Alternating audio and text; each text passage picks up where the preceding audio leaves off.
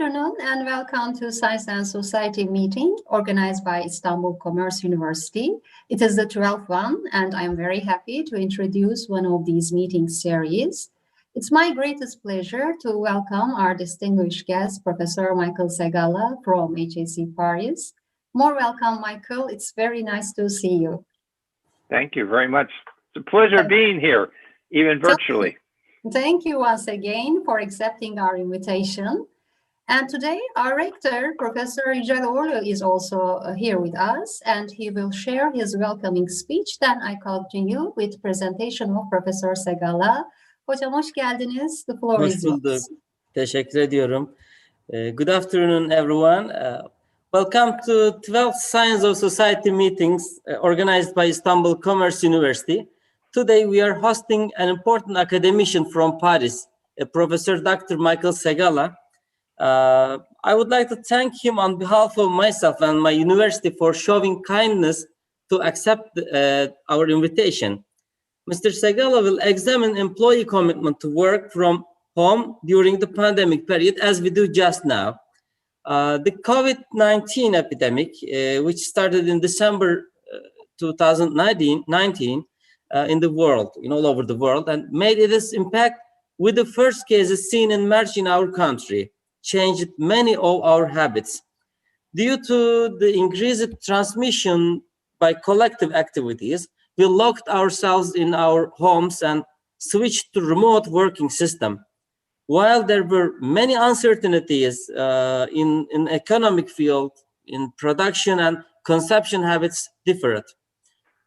During this period, many changes occurred in business life and new technologies entered our lives, not only in business life, in fact, in all our social life, in education style, in every side of our lives affected from this new change. Today, we are greatly honored to have Professor Segalla with us. As we all know, this pandemic outbreak has caused economic disruption and uncertainty globally. Businesses had to suddenly and rapidly adjust to work remotely. In the event of crisis, immediate action is required to protect mid-term, short-term, mid-term, and long-term results. With the pandemic is forcing executors, managers, directors, supervisors to revise their key performance indicators. To learn how management is responding to this crisis, Professor Segalla conducted a worldwide survey, and today he is going to share the details of this important and inspiring study with us. With the pandemic period, universities also switched to distance education. We really started to this new situation. We shifted to this situation very rapidly. As we Istanbul Commerce University, we opened our international conferences to digital environment as well as online education. We are able to do only 4 of science and society meetings, which we organized 12th today, face-to-face, unfortunately, but we are still going on. We conducted the remaining 8 on our YouTube channel. Of course, our activity was not limited to this. Our university has shown its difference during the pandemic period, and we organized around 250 webinars in many fields. These meetings are still continuing. I would like to thank you and Professor Dr. Belis Hanım, academic and all our administrative staff of our university who took part in this organization for attending the first science and society meetings of the education period. I would like to thank once more time Professor Segalla again on behalf of myself and my university for agreeing to share this inspiring work with us. We are all looking forward to hear Professor Segalla's speech. Next time, we would like to see him here among us face to face to share his information, his knowledge wisdom to us face to face. Thank you very much. You're welcome. Thank you. Thank both of you for organizing this. It's a real pleasure to be here, and I'm very, very touched by the fact that our rector is able to come. Thank you very much for that. And Elise, thank you for getting things organized. So let me go ahead and start my share screen. Just a second, Michael, because I want to present you all the participants. Know you, but I want to present your short video with your permission. Is it okay for you? Okay, sure. Okay. Sorry. Thank you, Hocam, for your welcoming speech and your participation. I would like to thank you again once more time.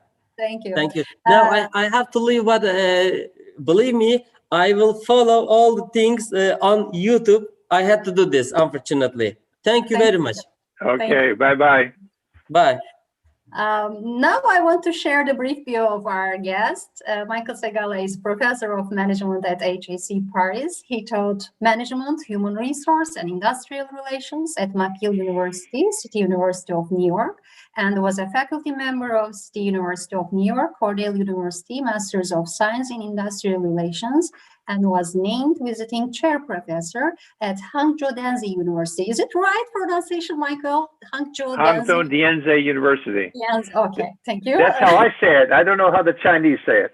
Okay, in China, Professor Segalla focuses much of his research on how cultural preferences, values, and infrastructure influences the management of people, products, and organizational processes.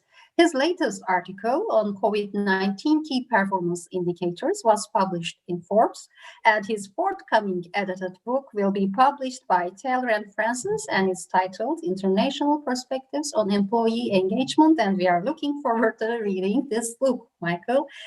And thank you. I would like to begin with the question, and I think that also motivates you to conduct this research. In your article, you mentioned that by the increasing effect of pandemic, especially in September and October, most of the HR executives began to think about their employees' performance evaluation system. So can we say this is the starting question of your survey? Should the organizations need to modify their traditional evaluation to reflect extraordinary events, or their own current established KPIs are still valid? Floor is yours. Well, this is a super interesting question. And 1 week ago, I would have said, absolutely, firms need to begin to reimagine how they're going to evaluate managers, particularly team leaders who are managing work from home teams. They also have to begin to figure out how to evaluate the work from home teams also at the same time. The reason I say a week ago I would have said that is that I just recently posted a day or two ago because I read that most companies are now canceling their annual bonuses for 2020.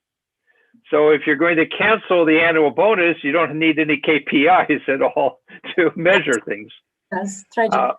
On the other hand, Amazon, which is doing very well, they've announced they're going to put $500 million in annual bonuses as a reward to their employees for to thank them for all the hard work that they've been doing, shipping things to our homes.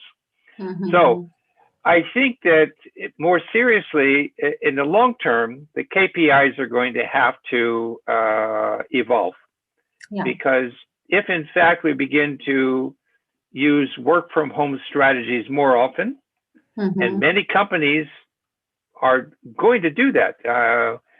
The COVID accelerated a trend that was already evident, it was already there, and it spotlighted the need for that. And employees who had never really thought that they would be working from home suddenly realized that they sort of liked it. Maybe not every day, because they might be working in their kitchen or their bedroom or their patio, but certainly from time to time. And so I think that if in fact we're going to see people working from home 20%, 30% of their time, maybe more, how are we going to measure their performance? How are we going to manage them? Because quite frankly, so much evaluation is often you see the person in the hallway, he or she says hi to you, you share a coffee with them, you like them, you give them a good performance evaluation. If you don't see people, how are you going to evaluate? You're going to need to adapt the tools for that. And so that's going to accelerate the industry that is already big companies like Cornerstone On Demand, which is a big HR, services firm, the software to manage employees, manage training, manage their performance, manage their careers. These will accelerate. Companies are going to use those tools in order to, I would say, micromanage, but that's not exactly the right term. They're going to be using more short-term, more often, and more what we might say is nudge management, to sort of push an employee, to remind the employee, what's a good thing to be doing today? What's a good thing to be getting done by this week? So evaluation and performance management is going to be more frequent, more gentle, and probably much more effective. And so we all need to be able to get our minds around that and put those in our KPIs. Yes, exactly. Thank you. And we listen your presentation. You're ready. Okay, well, thank you very much. Let me go ahead and get this screen shared here. From share screen, maybe. Okay. Yeah. Okay, so we're good to go. Employee engagement's up there for you? Yes, it's for you. Okay. Then welcome to the students and the professionals and faculty at your university. It's a real pleasure to be with you virtually today. This work is, for me, it's very interesting, and I've been engaged in the area of employee engagement for quite a while now. It fits in very well with my focus on cross-cultural management and the risk of moving products or people or processes to other cultures. And as I go through it, I think you'll see why. So let's start with your preferred employee type. If you were a boss, okay? Let me see if this works well here. Yeah. Okay.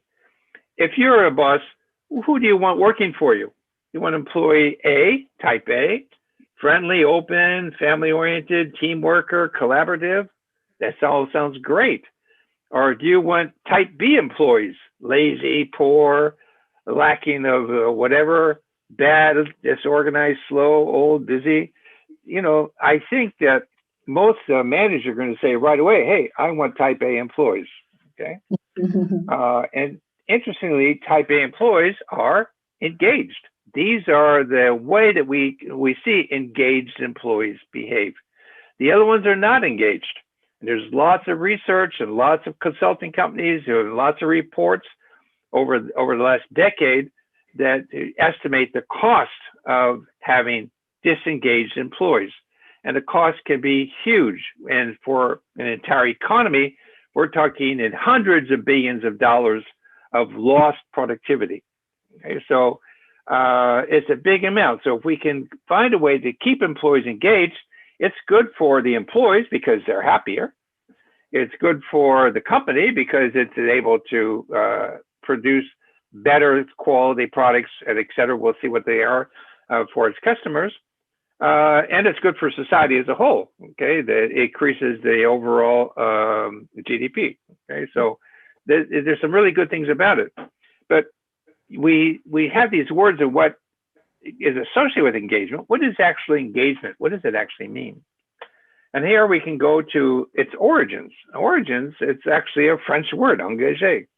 And it means in the 17th century framework, it means I pledge, okay? I promise you something, okay? And there's a sense that there's a legal or moral obligation to it. I pledge to be your servant. I pledge to be your knight. I pledge to be your whatever, okay? From that perspective. Now, its modern meaning is a little bit more, as you can imagine, a little bit more refined in some ways. Employee engagement is the emotional commitment that the employee has to the organizations and not only just the organization, but also to the goals of the organization. You have people who join various associations like Save the Whales or Save the Planet, many different organizations like that. Greenpeace, Médecins Sans Frontières, Doctors Without Borders. Many of these people who join are not joining looking for a job. I mean, they might have some money at it, but often they're joining because they're passionate by the mission of the organization. Okay, and so from that perspective, these are people who have this emotional commitment.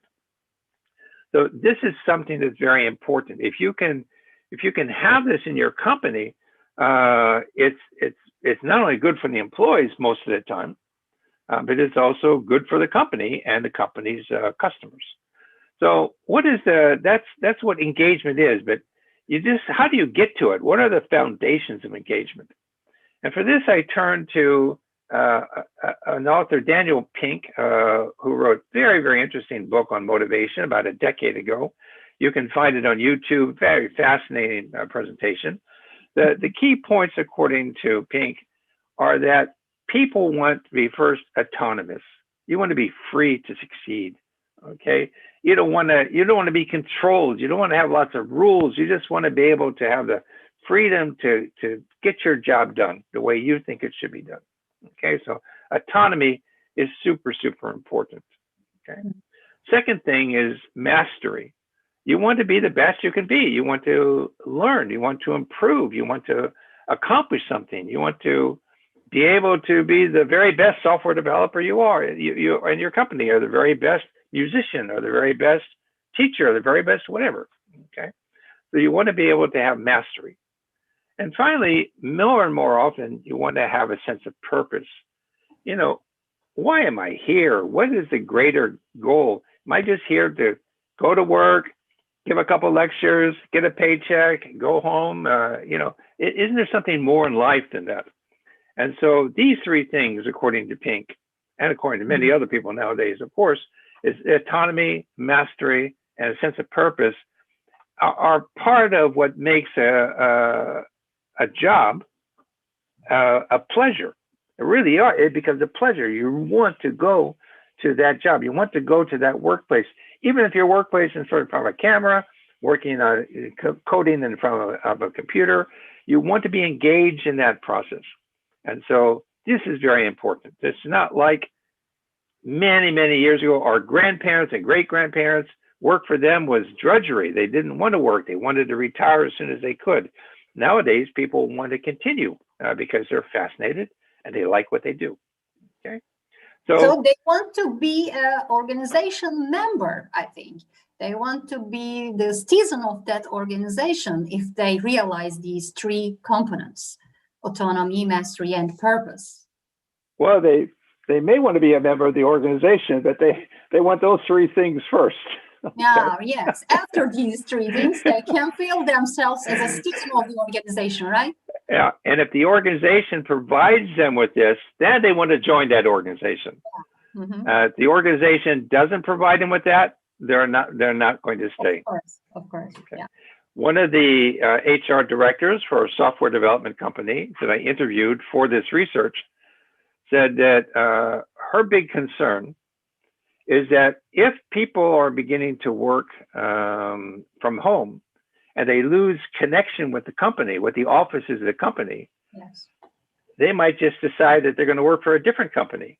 Because if they have the same kind of work, get maybe better salary, maybe some new equipment, these programmers are very easy for them to find jobs elsewhere. And so there's no distance problem also because everything is online. Yeah. And, you know, once you get used to being online, why not? You know, yes. New company, someplace else. Yeah. So, in fact, you know, the organizations need to be able to make it really fun or interesting to come back to the organization. Okay. And going to Pink, these are the basic building blocks of that. Yeah. Now, why is engagement good for the company? Why should they spend money and spend energy and change the rules in order to do that? Mm-hmm. Lots of studies on that. We can just take a look at some of the ones. I think this is coming from Forbes. You know, higher service, you get better quality products, more productivity. Mhm. That leads to better customer satisfaction, a greater customer experience, okay? And if you have great customer experience, that leads to more sales. So you see we're developing a virtuous circle here. And more sales generally leads to more profits, and more profits generally lead to better salaries or better bonuses, but also to better shareholder returns. So it makes business sense, you know, to make sure that employees are engaged, because ultimately, not only good for them, not only good for the company, it's also good for your shareholders and your customers. But can engagement be bad? Okay, I mean, there's always two sides of all questions here. These academics like to believe we can see two or more sides to every issue. Okay? Engagement can be bad because what's the opposite of engagement? I mean, engagement, you know, discharge, dismissal, firing, removal. We have all these words that don't sound nice, okay? Mm-hmm. So if you're not engaged, this is what you're looking forward to. Graber wrote an interesting article in HBR a couple of years ago, and he took a look at this issue of engagement. And he saw, well, there are some perceptions about engagement that are positive, indifferent, or negative.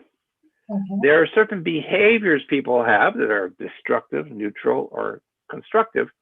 And so he made a map out there. And he said, okay, if you have a very positive perception of engagement, and you're constructive and using that perception, then you become, you know, the all-star of the company. You become one of the best employees, a star. Okay? Mm-hmm. The other corner, if you have a negative perception and you have a destructive behavior, then you're a saboteur. Okay, you're sabotaging things, and quite frankly, that happens in companies more often than we care to admit. People who are not happy the way things are going. Take a look at a theory by J. Stacy Adams, A-D-A-M-S, called equity theory. Mm-hmm. And J. Stacy Adams' equity theory said that if I can't get as good a deal, okay, compared my salary or whatever I'm getting from the company to somebody else, if I'm not in the same ratio with them, okay, and I can't change it, and I can't leave the company because I don't have a job someplace else, I'm going to try to take that person down. I'm going to try to sabotage that person just to make me feel better in life. Okay. So this is a very powerful human need. Yeah. So if you don't manage it correctly, you can be anywhere on that kind of chart. Okay. And that's not what's good. So we need to be able to move employee behaviors to constructive. And we need to be able to have employees have a positive perception of that engagement. And that makes them, that puts them over there in the upper right-hand corner, all-star area. So this can be the negative part of engagement if we don't manage it correctly. Mm-hmm. The final thing we need to talk about in terms of engagement is extreme engagement. And extreme engagement leads to what we call burnout. You're just so engaged in your job. You're so much doing it that you just feel the pressure all the time to succeed. Feel the pressure all the time to hit your deadlines and your targets. And if you can't manage that pressure, it is hugely destructive for people. And so burnout has been around for a long time. There's lots and lots written about that. And it's interesting to see what is the role of burnout with the issue of engagement. So I did a little research on this. I don't know if you use Google Books Ngram Viewer. It's a service by Google Books. You go on, you type in some keywords, and it analyzes all of the books that Google has been scanning from back to the 15th century. And it's massive databases, and it looks for those keywords. And it tells you how often those words are used. So I did that, and I'm going to show you right here. This is not a very pretty display, but this is the way they provide it. Okay. Mm-hmm. Now, if you take a look at that, all the way at the bottom in blue, you see work-life balance. That means that I started in 1990. You could start this back in 1500 if you wanted. I started more in recent time here, my memory. Work-life balance used to be a big thing. Everybody talked about work-life balance, but it really didn't actually get into the books very much. There wasn't a lot of publications about it. A lot of newspaper articles and things like that, but books were a little bit less hesitant to approach the issue. On the other hand, employee engagement is a big issue, and you see employee engagement, the red line there, more and more written about employee engagement. So employee engagement must be important if there's lots of books being written about it. Well, but I decided to add one more thing in it because I was looking for the origins of employee engagement. Where did it come from? And if you take a look here, you see add burnout into the same equation, into the same search, and suddenly you see that employee engagement is really small compared to burnout. So the big problem is this over-engagement, this burnout, where people are not really respecting, not being positively engaged, and not just, work-life balance is all, you can't even see it on this chart anymore. It's so far down there. So it looks like burnout might be driving this interest. How can we prevent that? Because obviously, burned out employees, or no company wants that, no government wants that, no employee wants that, no family wants that. We need to be able to find a way in which work and employment is positive and doesn't lead to these negative outcomes. In France, we had a very terrible time. France was an economy very controlled, very protected, employees very protected. And as the French economy had to become more competitive, there was lots of difficulties. I mean, this is about 10 years ago. The dramatic increase in suicides and some French employers like France Telecom and Euro Disney. These things were happening because the big crisis in 2008, 2009 really put economic pressure on companies. They needed to get more competitive. They needed to get more, productive. And so the natural outcome of that, I don't want to say natural outcome. One outcome of that is that employees no longer felt protected as they had before. And so from that perspective, it created enormous difficulties here in France and other places around the world also. Okay. So we see that engagement is a good thing to have. It needs to be managed. It can't go to the extreme. And if it does go to the extreme, it can lead to real social problems and health problems, psychological health problems in our society. But I ask another question because I'm interested in the cross-cultural aspects. Is employee engagement really global? I mean, is it a big issue around the world? So I did a little research on that based on other people's research, basically. And this was back from 2006. Okay, 2006, you see here, listen to highly engaged, moderately engaged, and disengaged. Okay, the orange are disengaged. Okay, the blue, highly engaged. And there you see the highly engaged Mexico, Brazil, United States, highly engaged. Globally, it's much lower. Japan, not very engaged. India, not very engaged. Italy, not very engaged. France, not very engaged. So what's happening here? I mean, is it not interesting to other employers? Is this just like a vaguely American concept or North American concepts? It's, it's Mexico, Brazil, United States. I don't know. In Turkey, is engagement a big issue? Okay. Yeah. I'm going to tell you in a minute. Okay. So this was 2006. So a lot can happen in 15 years or so. So let's get an update on this. Now it's a different company. The first one was done by Tower Perrin. Next one was done by another company. And here we see an entirely different thing happening here. The top 5 globally are Mexico, Peru, Chile, India, and Romania. Those are the top 5 with the highest levels of employee engagement. Now, this is really a big change from before. Mexico's still on the list as it was before, but this is really a big change here. So let's break this out. Because they have so many countries, it's hard to see. So everything's squeezed. So I gave you the map, but let's take a look at this here. Okay, you'll have this. You'll be able to see it. What you see here is Turkey. is among the world's highest levels of engagement.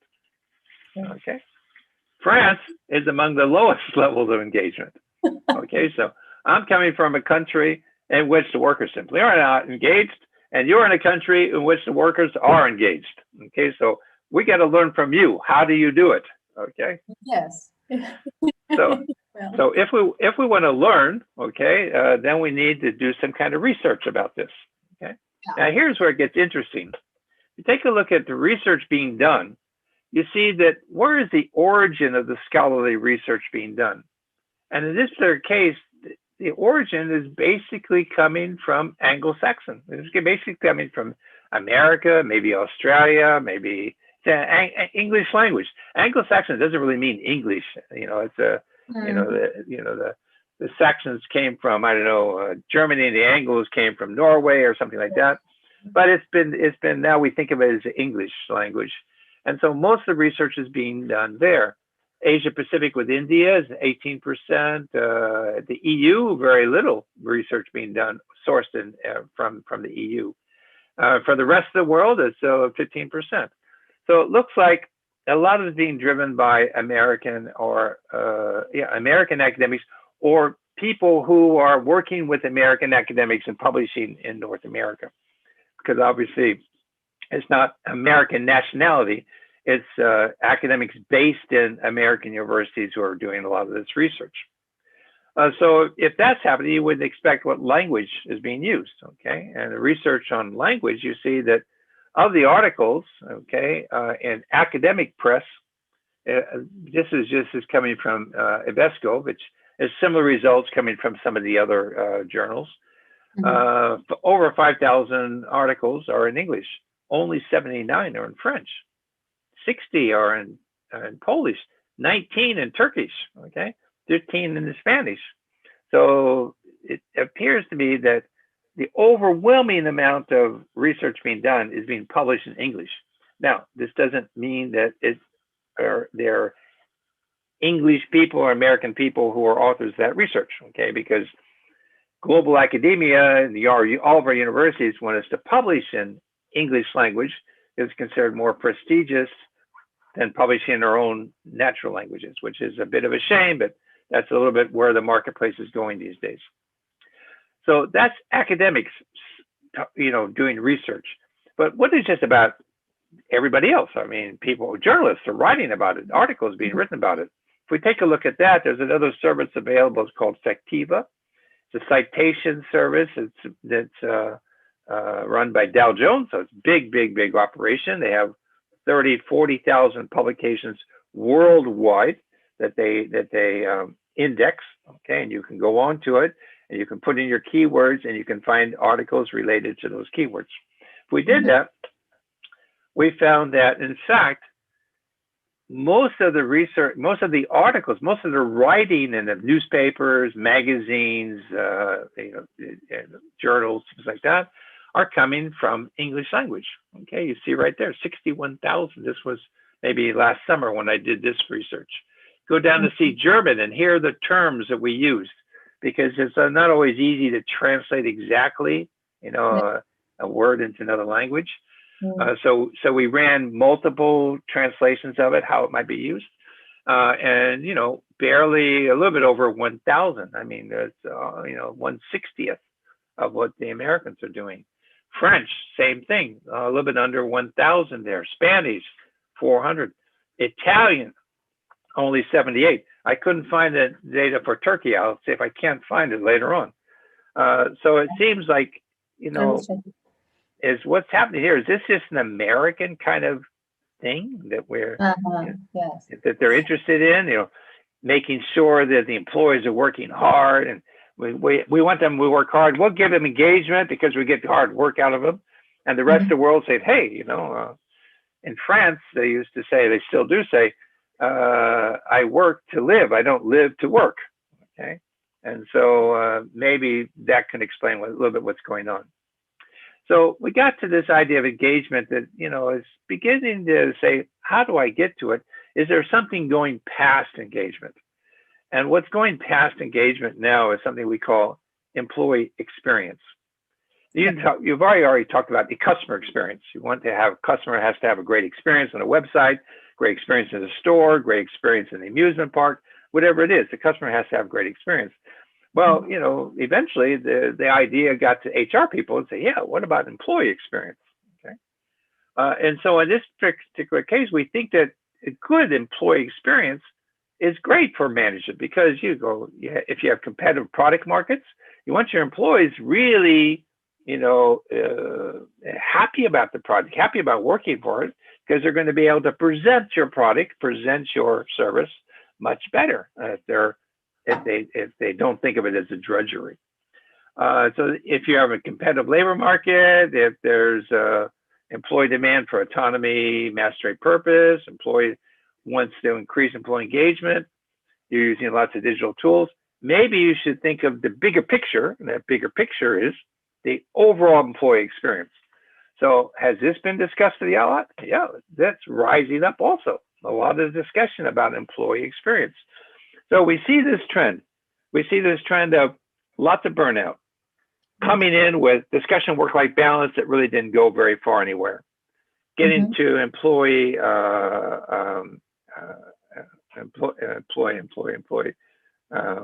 engagement. Okay? Yeah. And now moving past employee engagement to this idea of employee experience. Now, this is where we're sort of sitting uncomfortably in all these ideas, and how do we put those ideas together? Well, Deloitte Human Capital did a great job in doing that. I've copied one of their models. I'm going to show it to you here. And so the way they look at it is that, okay, at the very bottom is work-life balance. If you go to employee-led, okay, then you get to the employee experience. And the employee wants to have a great experience. If you go to the more, you know, professional versus personal, the personal part of the employee wants to be engaged. And so in this quadrant, they're suggesting where we're moving to is overall human experience. Now that's a big word, human experience. If you put that into the Ngram viewer for Google Books, lots written about a human experience. But think about human experience. There's going to be lots of books about that. Even if it means something else, it doesn't mean the same topic. But human experience is beginning to resonate with a lot of HR people because they realize employees are getting smarter and smarter. They're more and more sophisticated. They understand what's going on in the company. They're having training and management, organizational behavior, finance, accounting, et cetera, marketing, et cetera, et cetera. And so they're smart and they're knowledgeable.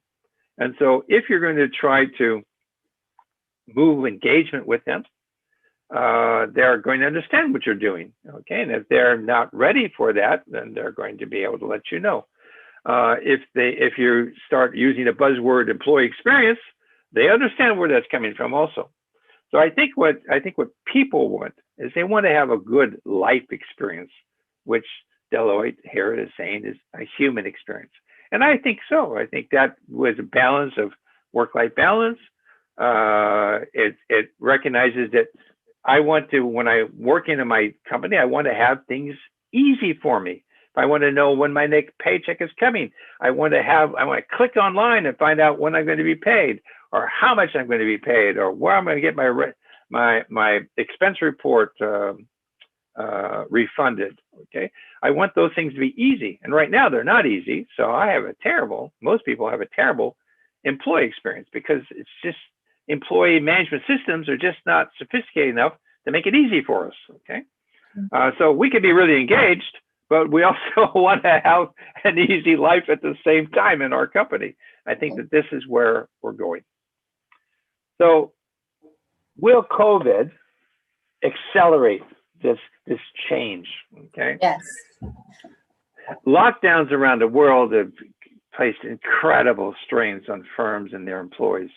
Every 5 days, I have an email from my dean or from my director, what we're going to do next and what's happening with the students. And they're not even sure they can tell me if the students in my classes have COVID or not, because they might say, well, wait a second, that's a privacy issue, medical privacy issue under France law.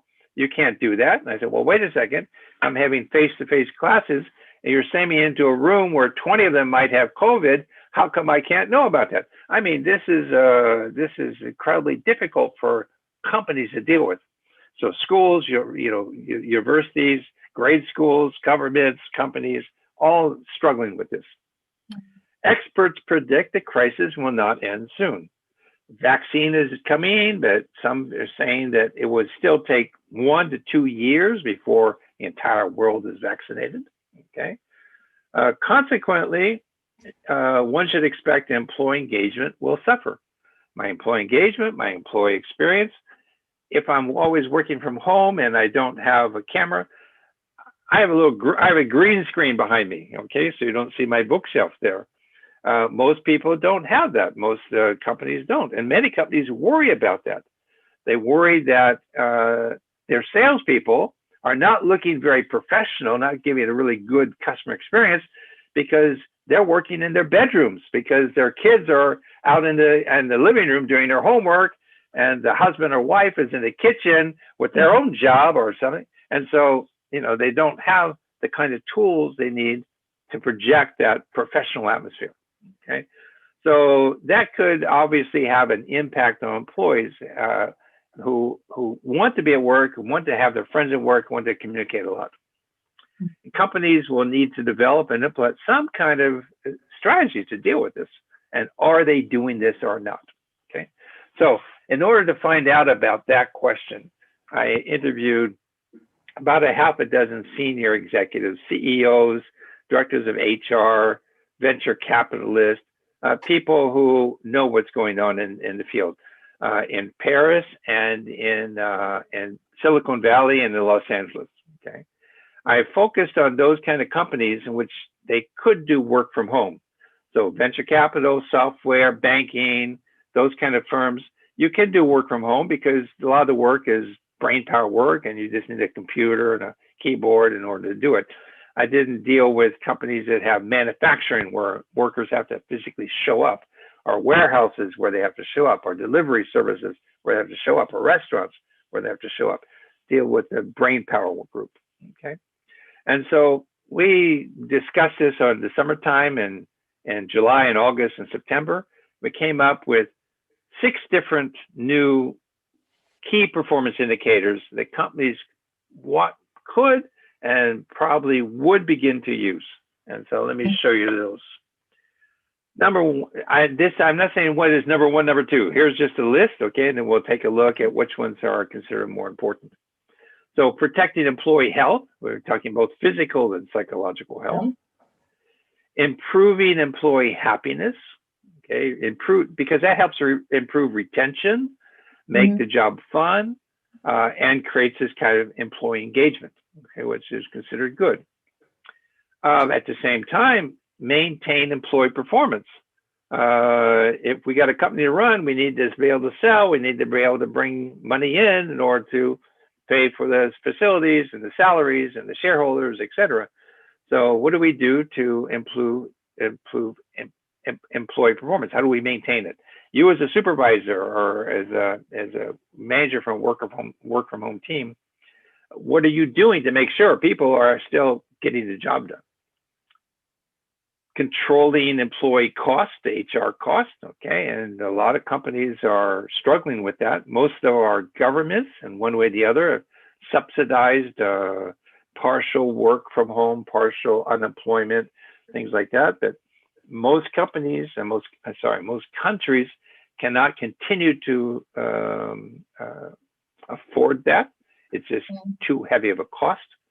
And so maybe companies are going to have to start controlling costs directly. Okay, so they might lay off workers. They might do some outsourcing of different kind of jobs. Maybe they encourage early retirements. Anything you can do to get people off their payrolls. So is that an important KPI for a manager?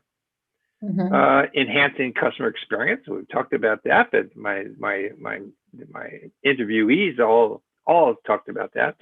Improving the customer relationship management is key. Many customers for the first month or two, they understood the problem. You know, they sympathized, they commiserated. But eventually they still want to get back to, having professional relationships with their suppliers. And so managers who are able to help their work from home teams create the professional images, should they be rewarded for that? And then finally, deploying digital tools.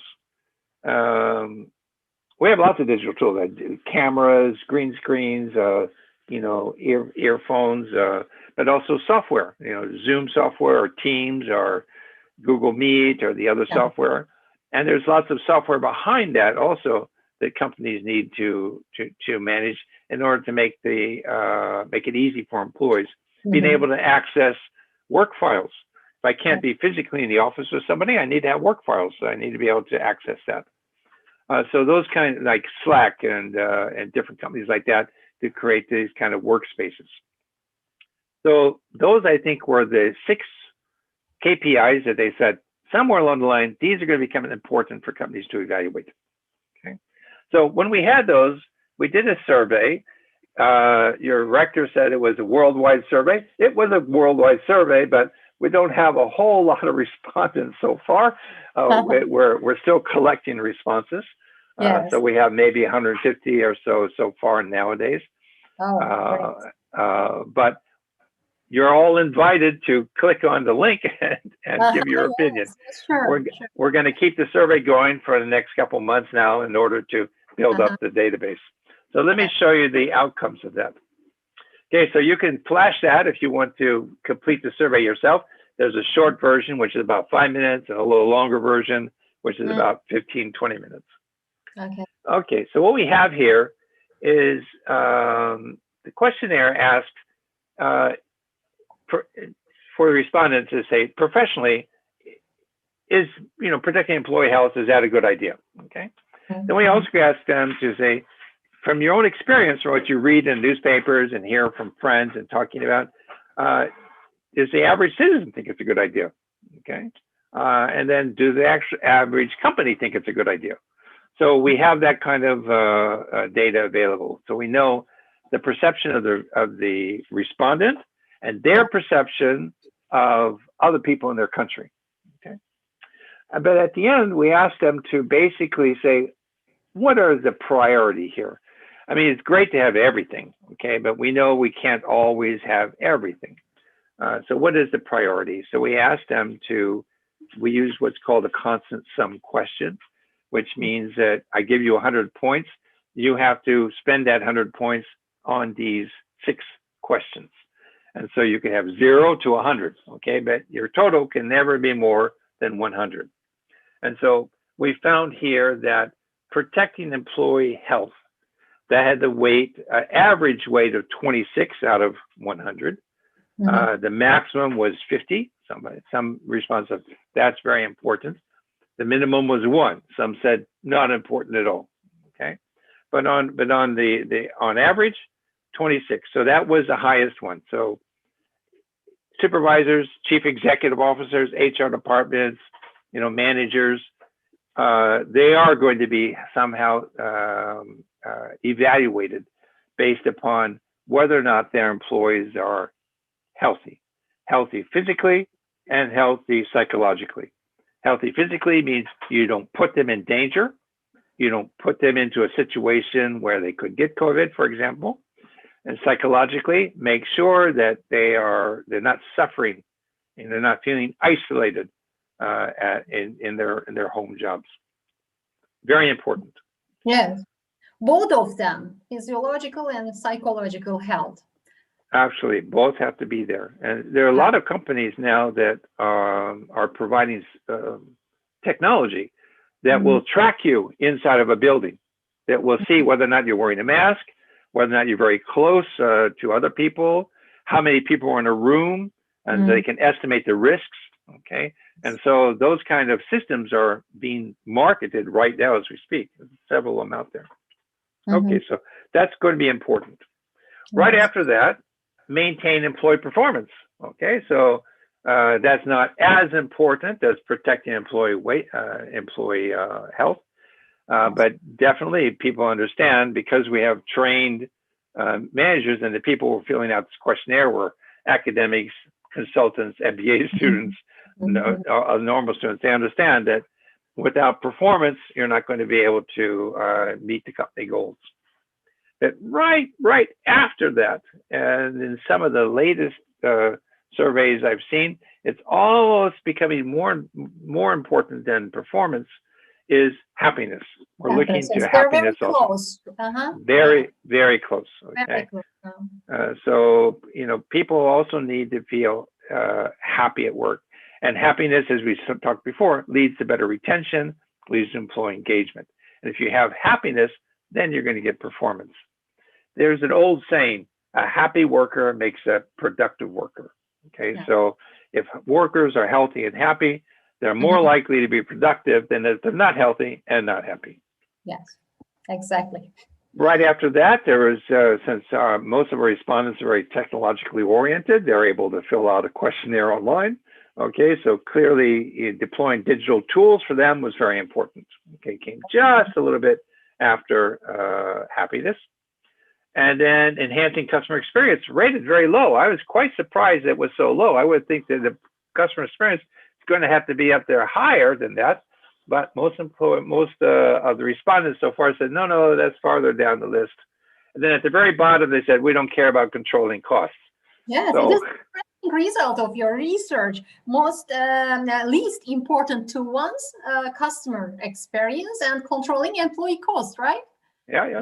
Those are interesting result. What do you think about these two? Maybe I can ask later, but I wonder right now. Well, I think it's a fact that most people say, take care of me first.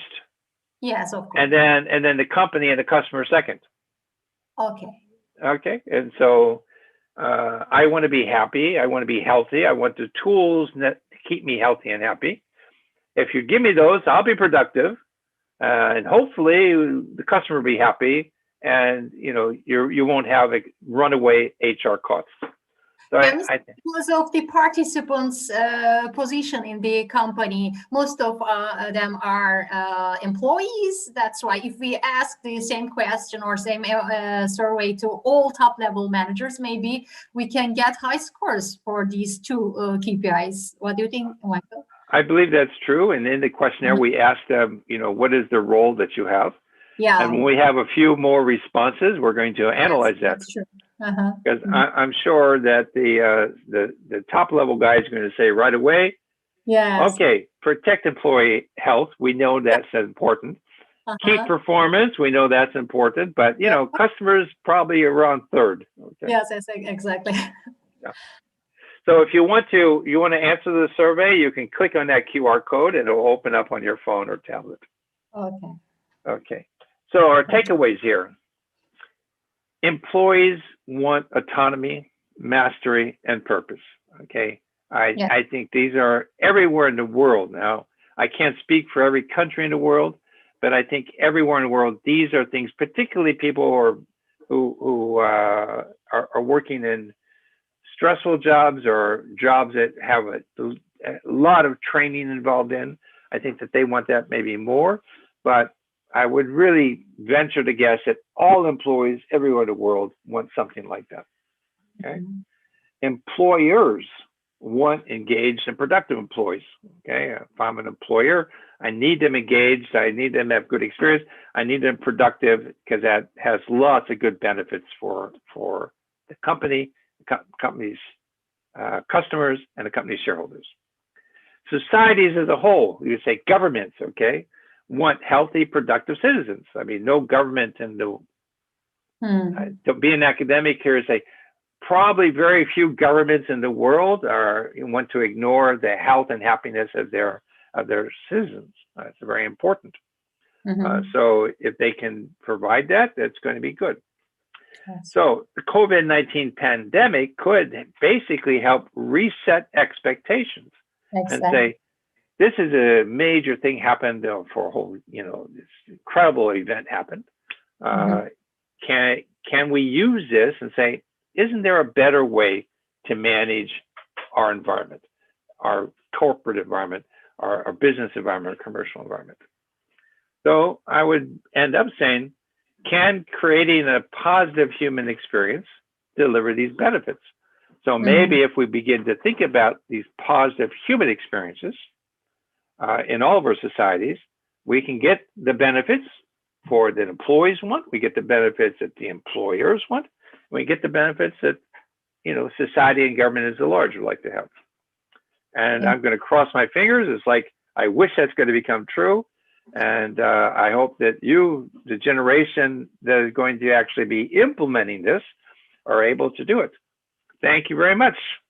Thank you, Michael. It was very inspiring presentation, and we have lots of questions in our mind, and I want to ask some of them, of course. We have limited time period. One of our colleagues asking like this: some studies found that COVID-19 and remote working created a gender gap in perceived work productivity, and this hurts women's careers. How employers can address increased gender inequality? It's a super interesting question. In fact, I'm working on a similar project to that, not with COVID, but with gender inequality. A company called Cornerstone, I think I mentioned them already. They're a large HR firm providing services, HR services like payroll. I don't think they do payroll, training, performance management, recruiting, selection, etc. Yeah. They've shared a data set with me of training among their customers in 10 countries of the world for the last about 10 years. This data set has over 1 billion observations, billion with a B, okay? Because Cornerstone has like 250 million employees who are using its services, and companies provide the employees with training. So the question we have is, when a man and a woman take a training to be prepared for a promotion, to be prepared for a job, you know, next up on their career. Let's say that the man, suddenly the job becomes open, okay? The job they want comes open, the person who had a job left or got promoted. And so the HR department's left with the question, do I promote this younger person for that job, even though they don't have all the training yet? Okay. Now, most HR departments will say yes, okay? They say, yeah, if I don't promote them, they're going to know that they've been overlooked. So I'm going to promote them, even though they don't have all the training yet. They'll learn on the job. Now, here's the question. If one of the person was Mary, a woman, and the other was Mark, a man, would they both continue the training even though they've been promoted? Or would they stop the training and just start working at the job? What's your guess?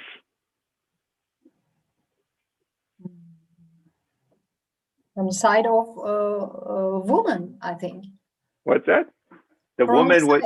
Yes. The woman would continue training, and the man would stop. Yeah, that's what most people say. Okay. When I talk about the answer. What is the answer? Well, I don't know the answer, but if that's the truth, I have the data now, and it's huge. So we're analyzing the data. So what we want to find is that are women overtrained for the jobs they eventually get, and men are undertrained? Because the woman has a training, the man doesn't. So are women promoted at the same rate as men, given the same training? There's your answer for discrimination right there. It has nothing to do with COVID. Now, COVID might add to that because you're isolated off by yourself. Okay, but the bigger question is for me, the bigger question was, if I'm providing both my men and my women with training and a promotion path, do they equally benefit from what I'm offering them? And I suspect that they don't equally benefit. I suspect that men benefit more than women. Which means the HR departments, our societies have to say, why is that? And is that fair? Okay, that may not be fair. Now, it might be because, you know, there's studies that have said that you see a job advertised, and it says you need these 5 characteristics. The man will read those 5 characteristics and say, "Well, I have one, maybe 2, but that's all right. I'll apply anyway." The woman sees the 5 characteristics, say, "Oh, I have 4, but maybe not the 5th one, so I won't apply." Okay, so maybe we need to teach women to be more aggressive, about more self-promotional about themselves, more confident in their ability. Or maybe we should teach men not to be so confident. Yes, we teach lots of things, I think, but our time is not enough for that. I wonder the part of your research, employee happiness, because I'm interested about some articles. I see lots of articles about employee happiness, fun at workplace, but nowadays in different conditions. Do you have any information along with your survey with some top of the companies, HR executives, you organize interviews and you ask them some questions, how they realize this happiness or joy at workplace? What are their advices or new approach to that topic? Well, I have no real data about that. I have some stories about that. Companies, Carol Guillemetti, who is the HR director, VP HR, and also VP for communications for Société Générale, a big French bank. We were talking about this issue a couple months ago, and she said, "Well, I want to make it, nice for employees to come back to work. I want them." She didn't say I want them to have fun per se. She said, "I want them to enjoy being able to come back. I want them to find a positive experience to be able to come back." So I think that if companies begin to try to create these positive experiences for people coming back into the workforce, that's one way to create this kind of happiness. Jeff Miller, who is he's a director of learning at Cornerstone, so a C-level position, very high in the company. He said, well, things we're doing is trying to, particularly during this online, this COVID crisis, we're trying to do fun events like having a famous chef come and teach us how to cook online, or online yoga classes, or these kind of things, where they have events that would be fun to join. Everybody gets to learn how to cook a new dish, or do yoga poses or whatever. Okay? So I think companies are doing that. Now, that actually started back in the 1940s with what we used to call the human relations movement. Okay? Yes. And the idea there is that you have to make the workplace to be more like a family, more fun, more interesting. So you'd have employee of the month, and you have bulletin board with everybody's new children, and you'd have a soccer team, or a bowling team, or whatever. Okay? It started with high technology companies such as Google, IBM, right? Yeah, well, even now the high tech companies, they're well known for this. I mean, you go to their campuses and they're like theme parks. Yeah. Okay, you can stop and do rock climbing or wall climbing or whatever, swimming or whatever you want to do. So I think more and more companies are going to get even deeper into the lives of their employees by trying to determine what is it they want to make them happy. And now some employees are not going to like that. In the French culture, I think, the company is separate from the person. I mean, French people are very engaged with their professions. Okay, less the profession and the company itself, even though they may not actually agree on the strategy of the company, okay, they still have a sense of identity coming from their profession. Like the Japanese do. The Japanese have a sense of identity coming from the company they work for. So do the South Koreans, for example. Other people, other countries, nationalities, they don't identify so much for their company because they identify with their social class, or they identify with their regional class, or their regional culture that they're coming from. So I think every company has to have a different strategy for how to get happiness among its employees. Yes, according to their own culture, according to their own culture. Yes, yes, organizational Yeah. culture. One of our PhD student asking how employers, especially technology companies, can address data breaches during work from home, like Twitter says its employees can work from home. What is your thought? Can you repeat that?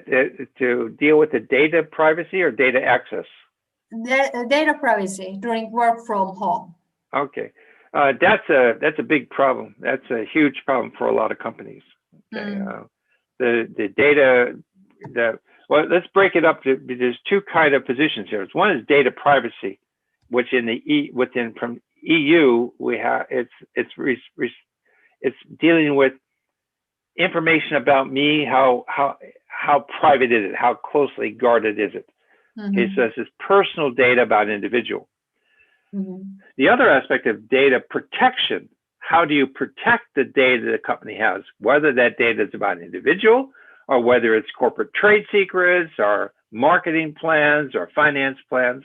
So we have two separate issues there. Privacy issue is on one side and the protection is on the other side. So the protection part is a serious concern for lots of companies right now. Yeah. Particularly the companies that have data that stretches across continents, because many governments now are very, very concerned about where data from their citizens and their companies is housed. Where is it physically located? And the tech industry says, we don't care where it's located. It's in a secure server in North Pole, South Pole, underneath the ocean. We just want it protected someplace. But governments are not as concerned about is it protected. They want to know where is it physically located. That was the entire debate by the American government when they wanted to ban TikTok, okay, in North America, because the data from TikTok was being used by the Chinese to understand, American consumer behavior for kids who are 14, 15 years old. So maybe that's important, but it shows that it's very high on the list of government concerns. Yeah. There is another question, lots of questions, Michael, but I find it's interesting. What kind of new approach in employee evaluation can be expected? We talked about this partially, but can we hope that a new relation between employees and employers based on trust and transparency? I'm going to repeat what Caroline Guillemetti from Societe Generale told me. She said, number one, that work from home has traditionally been for senior level executives who would take a Thursday off or a Monday off, and they would work from home over the weekend. Okay, and so most employees didn't have access to work at home. They didn't do it. Okay. And many managers didn't really trust that their employees would actually work from home. They thought they would be playing around. Yeah. And she said, during the first 3 months of the pandemic, many of my managers, not all of them, some knew this, many of my managers realized that the employees were working just fine. They didn't have to be worried that if they were out of sight, they were out of mind, the old expression. Dave Kellogg, I interviewed him in California. He's a former worldwide marketing manager, a former CEO of several companies. He's now an angel investor. He said, if you're worried that your workers or your employees aren't working, you got the wrong employees. Okay, there's something wrong. So I think that's what we're going to see is that companies are going to be more comfortable with the work at home model. They're going to understand that if they hire the right people and they manage them correctly, that they're going to be productive and maybe even more productive. You don't have to go, stand in a traffic jam, for an hour going into work, Now, I think the thing's going to change is that we're going to change our vocabulary. We're not going to say, I'm going to go to work now. We're going to say, I'm going to start work now. Or connect to work. Connect to work, actually. Yeah. So I hope that answers the question. I think that that's what we're likely to see. More freedom for the employee to work where it's appropriate to work. Yes. Do you think returning to the office period affect employee happiness applications? Say that again? Do you think returning to the office period affect employee happiness? Do I think returning to the office is going to affect employee happiness? Because most of them may be happy by working via online. Well, I think there's some employees who are going to be very happy to return to work because work to the physical location where work is done, because they have friends there, they have social networks there, and those social networks are very important. It helps to structure their lives. Some people are not so good with structure. If they don't have a structure, it's hard for them to be productive. And so by the physical act of getting up in the morning, putting the shirt on, maybe a tie, a jacket, driving to the office, it provides you a mental structure that, okay, home life is where I do this stuff for my husband, my wife, my kids, my dogs, my cats, etc. And corporate life is where I do stuff for customers and colleagues. So some people like that. And if that is what is useful for them, then they're going to be super happy to go back to work. For other people who don't need that kind of structure, they'll probably find it very painful because suddenly they have to get out their suits and ties again and start polish their shoes and get into work. And, for them, I think it's going to be difficult to do. And we may find a greater incidence of what we used to call, work nomads, people who can, do their work wherever they need to do their work. In fact, there are countries, Bermuda is one of them. There are countries that were specifically giving visas for working nomads because they want to attract the working nomads to their nations. Yes. So I think they call it digital nomads, right? What? I think they call it digital nomads. Do you know this term? Digital, yeah. Okay. And so companies began to rearrange, if they do, I'm not sure, but for institutionalized ones I'm talking, began to rearrange work-life balance for the new normal periods. Right. Because what do you think about the new model of work-life balance? Do you have any idea or advice for the companies? This new work-life balance model can be like this, or for the companies themselves, for HR directors and the C-level guys? Yeah, of course. I think it gives new meaning to what work-life balance means, because before. It's something we heard about and was considered slightly, it wasn't serious. It wasn't serious business. If you needed work-life balance, there was something wrong. Okay, it was almost pejorative on the employee when the employee said, "I need work-life balance." I said, "Oh, so what? It might have even been sexist in the sense that if you need work-life balance, it's because you're a woman who has the mental load, okay, that women often have to take care of the house, take care of the kids, take care of the dogs, take care of the shopping, take care of this. At the same time, I need that.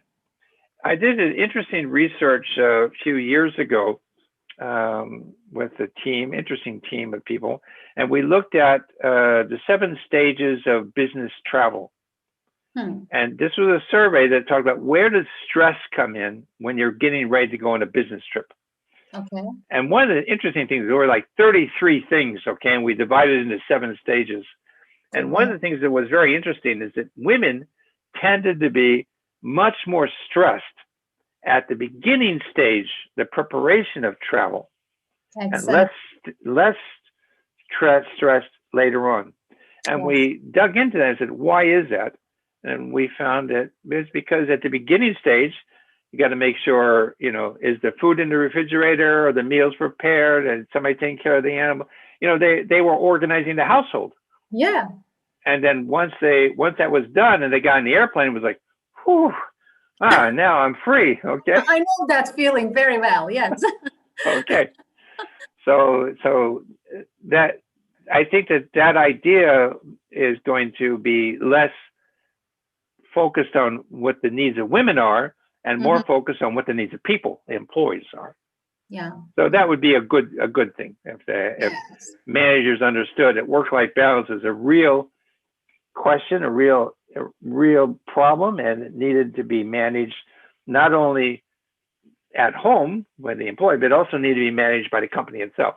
Company's got to be a equal partner in the management of that. So they need to do this, I think, for the new normal period. Absolutely. Do you think COVID-19 will cause permanent changes in performance measurement metrics? I don't know. Really. because nowadays they are talking, yes, we passed the new techniques, we apply new measurement techniques, metrics, okay. But after we saw all the problem about especially health problem, we turn back to reality. Are you sure? Turning back to, let's not turn back to reality, since we never know what reality actually is in these days. I think that there's certainly going to be more experimentation with new ways of measurement, and if it's done correctly, companies are going to they're going to use better technology. Okay. Yeah. This is a long time in coming. I remember 15 years ago, one of the UN agencies came to me and said, "Hi, can you help us design a performance appraisal system? We're not happy with the one we have now." And I said, "Well, why?" They said, "Well, we want to be able to differentiate the people who are really performing and those who are not doing very much." And I said, "Well, if you want to identify those two, that means that your overall system is not well managed. I mean, people, you know, particularly, you know, educated people, and well, just any kind of person wants to feel that they do a good job. And if they're not doing a good job, it's not because they don't want to do it, it's because the company is not providing them with the tools and the situation to do it." Okay. Yes. Sure, there are some people who are lazy, there's some people who are free riders and things like that. That's obviously that's there. But I think that that's a real small proportion. I think most people want to have a pride in their work. They want to feel that they've been successful. So companies need to have performance appraisal systems that tap into that, that can measure that and help employees feel good about what they're doing. If they're able to do that, then I think we have a long-term change. If the company is just not willing to spend the energy and the time it takes, then they're going to have mediocre results. If the new technology doesn't work well, it's going to be dropped. We go back to the old way of doing it, which was not a good way at all anyway. So let's hope that HR departments and the C-level suite, the executive directors all say, let's do it. Let's put our energy and time and money behind that, creating systems that help us manage the performance of employees and at the same time measure the performance of employees. We hope so. And the last question, unfortunately, from our PhD student, Imran. Present times, work activities have grown to be synthetic rather than being organic. In such events, how can employees' behavior linked to organizational citizenship be ensured? What do you mean synthetic versus organic?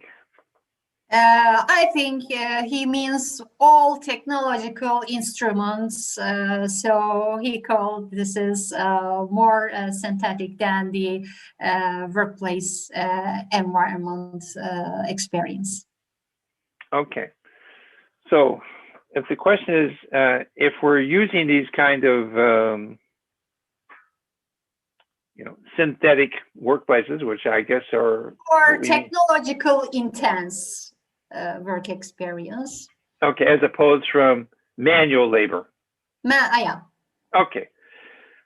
So are we going to move in that direction? I think more and more manual labor, organic work, if that's what we want to call it, is going to be done by machines. I mean, we're already doing that. We are in digital age. Yeah. Yeah. I mean, first the strategy was to send it to a cheap part of the world to get it done. Okay.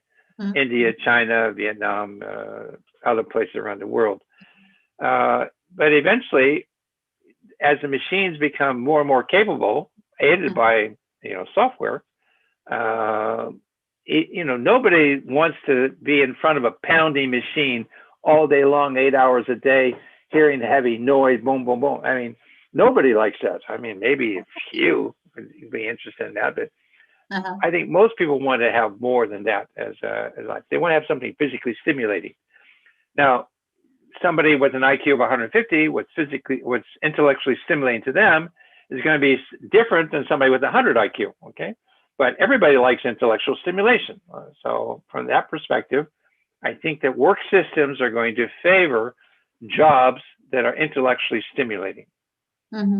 Now, when you get to that point of favoring jobs intellectually stimulating, we still have to divide up, the resources. So the job has a certain value, because the person who has the skills to do that job are rare. Okay, so we tend to pay more for that. The job might be intellectually stimulating, but it might be very tiring, might be very fatiguing. So if it's a lot of stress involved, we might have to pay for the additional stress. Intellectually stimulating job might be so much fun that we actually can pay less for it. A lot of people do jobs for less money than would be normal because they just have a good time doing it. Okay, so HR departments, and I hope I'm still answering the right question here. Yeah. The HR departments are going to have to be able to understand there are different ways of achieving that the same purpose of giving people an exciting, interesting job to do, and that if they are able to do that in a sophisticated manner, the world's better off. Yeah, great. Do you think I answered that question or not? Yes. Yes. Okay. Yes, it's very to the point answer, and thank you for this valuable and inspiring talk, Michael. It was very useful for each of us, and we hope to host you next time at our university for your next talk. And we are looking forward to reading your forthcoming edited book. Thank you so much. Well, thank you very much. I have a final slide to show you here. Okay. People wanted to download the presentation and just flash that code. Oh, thank you.